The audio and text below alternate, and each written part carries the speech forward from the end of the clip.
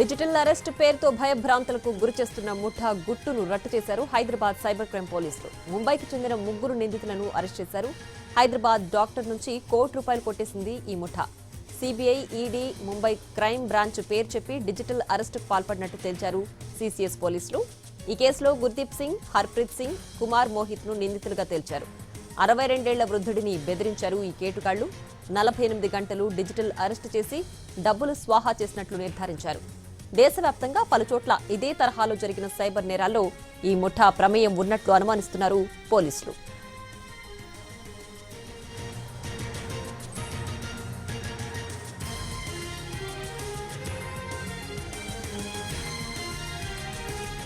Digital arrest పేరుతో భయభ్రాంతులకు గురిచేస్తున్న ముఠా గుట్టును రట్టు చేశారు హైదరాబాద్ సైబర్ క్రైమ్ పోలీసులు.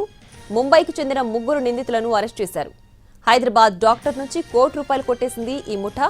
CBI, ED, Mumbai crime branch పేరు చెప్పి డిజిటల్ అరెస్టుకు పాల్పడినట్లు తేల్చారు సిసిఎస్ పోలీసులు.